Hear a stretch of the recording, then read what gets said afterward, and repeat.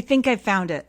I think I found the silver lining to all of this censorship nonsense. Are you here for it? But before we get to all that, I want to say I'm going to try something a little different with the podcast because I have been neglecting the podcast. I have been busy and exhausted all at once, as I'm sure many of us are, and I have really dropped the ball on reaching out to all the people who want to be on the podcast. So first of all, I apologize for having another month without another amazing conversation. I was really getting on a roll last year, and then it all just kind of decided to hibernate along with winter. I'm hoping to get that back up, but also until I do, I want to kind of make these podcasts more like I am when I'm not on a microphone. I've noticed that my podcasts that are just me talking are a lot of very pre-planned, very well organized, short little tidbits about my personal stories or whatever I'm going on about. But in real life, I am just a train of thought that zooms by stations, and I have a very bright future ahead of me, cosplaying as Grandpa Simpson as he, yells at the cloud. So I want to just share myself with the world a little more and not be so pre-planned. So we're going to see how organized this topic I have today of censorship really goes. And hopefully this will be a fun podcast, even though it is just going to be my voice rambling into your ears. Hopefully it will keep you company and we'll have a little fun too. So here's a quick word from our sponsor, who of course is me. I am Lindsay Smith from Exhibit Smith. I help give you the tools you need to save and preserve and even downsize those heirlooms, those special treasures, those personal items that you love. I want you to care for them. I want you to feel good about the process of passing them along if that's something that you need to or want to do. I do have one guide that is available, my part 1 for my Take Control of Your Stuff guide. It is 38 pages of information and case studies and personal examples and worksheets and resources. It will really help you dive in, figure out what preservation or downsizing projects you have in front of you. It'll help you plan those projects, give you the tools you need so you can then go out and ask questions of what resources do I have? What do I need? And also to help set your home up for success, going over those environmental conditions and all of that basic stuff that I also cover in many of my programs. I am a public speaker. I speak at a lot of libraries, community ed programs. I'd love to speak to your group. I do webinars, and it is all available at exhibitsmith.com. I bet a lot of you are aware of a lot of people trying to censor library collections, and you've probably heard the Trump-Vance administration, through an executive order, has said that all of the exhibits through the National Park Service, through the Smithsonian museums, they all need to be reviewed with the goal of restoring truth and sanity to American history. Cool, great, right? There are two sides to this. One part of this executive order that annoys me the most is that people who are interpreting this executive order are in some ways assuming what the words are supposed to mean because they are aware of the ideology of the people who are demanding it. For me, restoring truth and sanity to American history includes the telling of a lot of really hard, tragic stories, because history is not always, rainbows and unicorns, right? And to me, restoring truth and sanity to American history means we need to tell all the stories in all the different ways from all the different people and all their different experiences to really bring out that truth in history. Now, of course, that is not the goal of this current Trump-Vance administration. And the silver lining in all this censorship that I want to focus on, I want to talk about the president's house in particular. I want to focus on the president's house today for a few reasons. The president's house is located in Philadelphia. It is part of the Independence National Historical Park. It's managed by the National Park Service. Now, it is situated right between the Independence Visitor Center and the Liberty Bell. So essentially, if you're coming to Philadelphia to learn about American history, you are surrounded by buildings and museums and historic sites, all within a few blocks of each other, that tell the many stories of American history. And the President's House is, in a way, smack dab in the middle of it. But the President's House may not be what you think. And I want to bring this up because until I moved to the area, I had never even heard of the President's House. But it's fascinating. And I love the way that the National Park Service interpreted it. So first, I'm going to cover what it is. And then we're going to talk about what happened this past week and why I'm talking about it today, right? Oof. So the President's House, it's an outdoor exhibit that tells multiple unique stories, and it focuses on the history of the house, the archaeological efforts to discover and understand the house, and a lot of the content pertains to the enslaved people who lived and worked inside the house. Per the National Park Service's website, it explains this exhibition and this site as, quote, "The President's House, Freedom and Slavery in the Making of a New Nation, is an outdoor exhibit that examines the paradox between slavery and freedom in the founding of the nation. Presidents Washington and Adams both lived and worked, along with their households, at a home that once stood on this spot." I'm sure we all know George Washington was a major slave holder. So this is an outdoor exhibit, which I said, if you look at pictures of it, they have recreated parts of walls, parts of window frames, chimney, but for the most part, it kind of reads like a cool public art installation, more than an actual, this is an historic house, because it really isn't. You can walk through, day or not, night, 365 days a year. It's very exposed.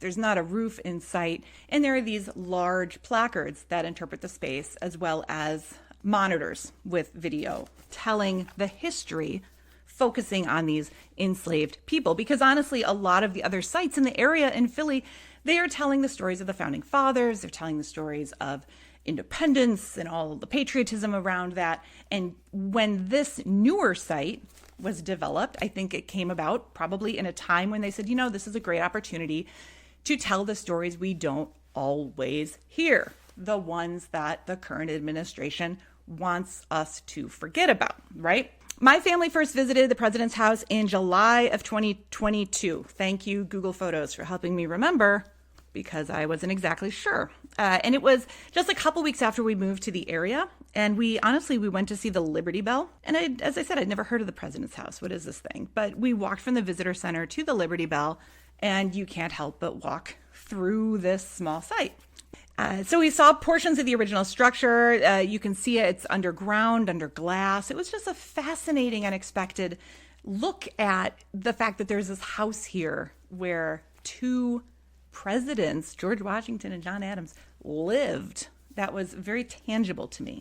And it's such a unique site, tiptoeing, as I said, between the vibe of an historic site and a public space and even a public art kind of vibe. It's just a very open and inviting environment. And I found the stories that they told within these reconstructed partial walls to be important and interesting. And I do remember being moved from the experience. I came out of that quite moved. A week or so ago, January of 2026, if you remember the Trump-Vance administration, that executive order had ordered all of these institutions to essentially submit their content for internal review by the administration. And surprise, surprise, they're not fans of us telling the story of slavery in America. In January 23rd, maybe, 2026, footage started spreading across the internet of these park rangers, of these individuals who did not sign up for this job, being told to essentially erase any evidence of white people being less than perfect at the President's House site. And they were physically removing all of these interpretive panels that told this story of American history. Now, I think it's kind of funny that, you have people out there just spending a long time ripping these panels off of these walls. These are out here in Philadelphia winters, which aren't as bad as my Midwest winters, but I mean, we just had a big old snow and ice storm. So, these panels are very well made. So it takes a while to get them off. It takes long enough, in fact, to rip them off the walls that all the local news sources and passerbys were able to record this. And this event started going viral. What are you doing to our president's house site? It just seems ridiculous, right? Oh yeah, we're just going to erase slavery. No one's going to know our founding fathers, many of them, George Washington, for example, had slaves. If we remove these panels, okay. So that's your first mistake, is just being so short-sighted that you think that removing some materials from somewhere is going to remove the collective memory and documentation of these stories. I think we're much too far beyond that.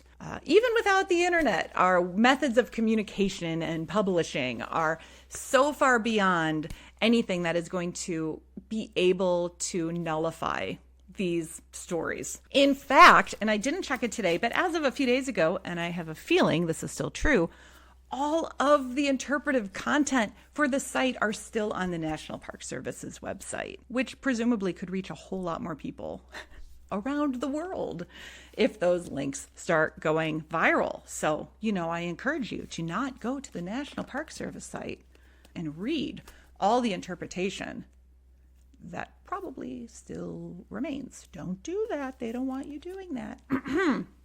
Anyhow, that, of course, started going locally viral with the local news and such. The city of Philadelphia took absolutely no time in filing a lawsuit against the removal of the panels based upon an agreement they had made with the National Park Service about the site. So they took no time in filing a lawsuit saying these materials were improperly removed. And from there, it started making national headlines. Now, I moved here from Iowa. I am from Illinois. I had never heard of the president's house. And as I said, it's a fairly newer site. I'd heard of the Liberty Bell. But now that the president's house is making national headlines, a lot more people are learning not just the stories that I am seeing floating around the internet, but the idea of the Trump-Vance administration trying to censor slavery and remove it from our collective memory, I guess. I don't know what. It's so silly. And then the fact that they haven't, updated the website because the National Park Service isn't in line with this. They're not going to overly obey for ridiculousness like this. And this is where I get to all the silver lining regarding this censorship. Here we have these national headlines on this historic site I'd never even heard of until I moved half an hour away. First of all, I feel like this administration has to walk back their actions constantly. So hopefully this decision will be reversed sooner than later, especially now that there's a lot of backlash. It's made national news poorly, and there's a lawsuit. Do things properly, and it's a ridiculous claim. So hopefully that'll be backtracked and things will return to normal, and the exhibit and our history on that site will continue to be told. Also, it's the dead of winter. They took these panels off 2 days before a massive snow ice storm hit a third or more of the country. It was all over the news. Philly, we had no idea what we were supposed to get. I'm in New Jersey. At one point, it was between 5 inches of snow and 18 inches of snow. So if there's any time in the year when not many people would miss having these panels installed at an outdoor exhibit, It would be the end of January, right when everyone is literally clamoring for milk and eggs at the grocery store. So, this wasn't done on the 4th of July, during our anniversary, the 250th events or anything. This is during the slow season, to the point where it's almost comical. Like, almost like they said, you know what? If we're being instructed to remove these panels now, we might as well just do it and get it over with and get this ball rolling to try to get them installed again. So, fingers crossed that all of this nonsense runs its course and everything can be back to the way it was by Memorial Day. I don't know what kind of speed or glacial speed we might be working at as things work through courts and whatnot, but we do have a number of months before the bulk of the tourists come back, and the 250th draws people from everywhere. And as I said, taking down signs doesn't change history, and it doesn't destroy all the research and all the people who have that information. And it's on the website still, which is pretty ridiculous. The website goes into detail about these enslaved individuals, their names, a backstory, some of their rescue attempts and successes. It really goes into detail into these stories. So rip it off the wall. The history isn't gone, right? It's kind of ridiculous. They're not whitewashing history. They're just doing something ridiculous is what they're doing with this campaign. I mean, you can even go onto Wikipedia and, you're going to go and edit it and remove the history. Someone's just going to come in and stick it back up there. The history is not gone. And the more that they mess with a topic like this, the more news it's going to make, the more headlines, the more people are going to be aware of it. So there's some silver lining right there. This did remind me of one other example of a censored exhibit that I remember coming across a couple years ago. Lewis Clark College in Lewiston, Idaho. In 2023, they had removed some artworks before the opening of the gallery exhibition, Unconditional Care, Listening to People's Health Needs. Let's see, I'm going to quote the New York Times here. The School Center for Arts and History described its show as an exploration of today's biggest health issues through stories of those affected, including chronic illness, disability, pregnancy, sexual assault, and gun violence and deaths. This is a college I admittedly had never heard of in Idaho. I've never been to Idaho, but I was made quite aware of this gallery exhibition because it garnered national headlines when some of the artworks were censored. One of the artworks in particular was an embroidery of some the abortion pills that are available. It's like a cross stitch of them. It's interesting. And then the panels that accompanied that artwork talked about the abortion legislation in that state. It wasn't a political piece per se. It didn't say, abortion is good or abortion is bad or whatever. It was just an artistic exploration of these pills and then stating the legislation that had been recently passed. And this was enough for the university to make a stance along with some other pieces and say these pieces are out of here. If they would have kept the artwork in this gallery exhibition in this college in Idaho, hopefully it would have been a successful exhibit. But when the college decided to come and remove the artwork, all of a sudden, it makes national headlines.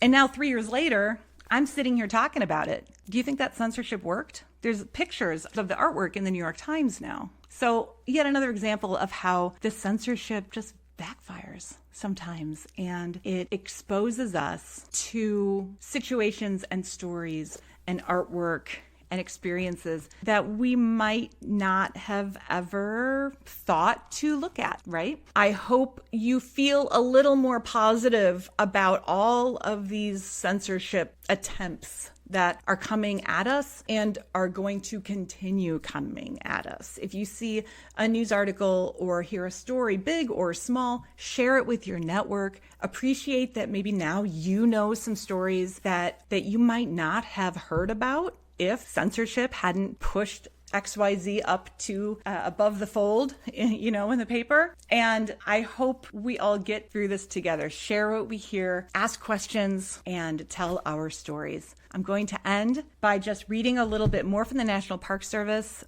President's House content on their website. Too often, people who are little known as individuals in historical documents are neglected when interpreting the past for modern audiences. Interpretation of life in the President's House gives us an opportunity to give names and faces to a few of the thousands of free and enslaved people of African descent who were part of the Philadelphia Society.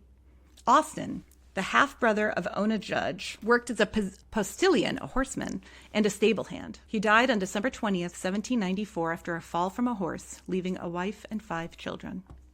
Christopher Shields became Washington's personal attendant as a teenager after his uncle, who was with the general throughout the Revolution, became incapacitated. A literate man, Shields attempted to escape in 1799 but was unsuccessful. His fate after Martha Washington's 1802 death is unknown.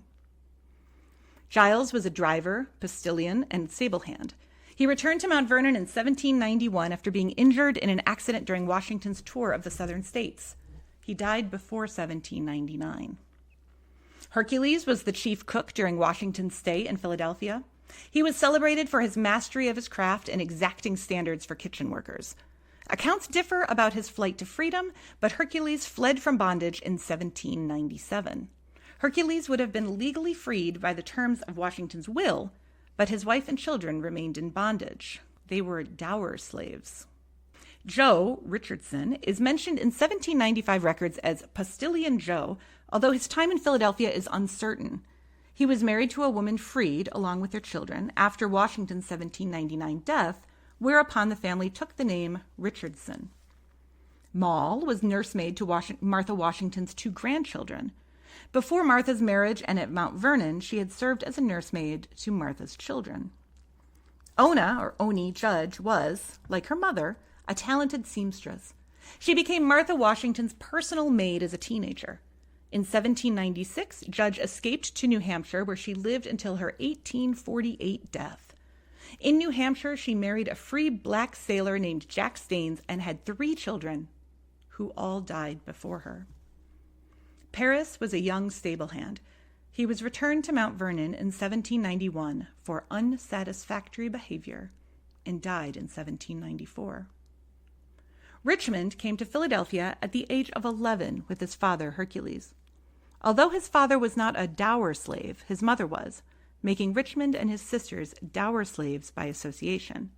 He worked as a scullion in the kitchen for a year, but returned to Mount Vernon.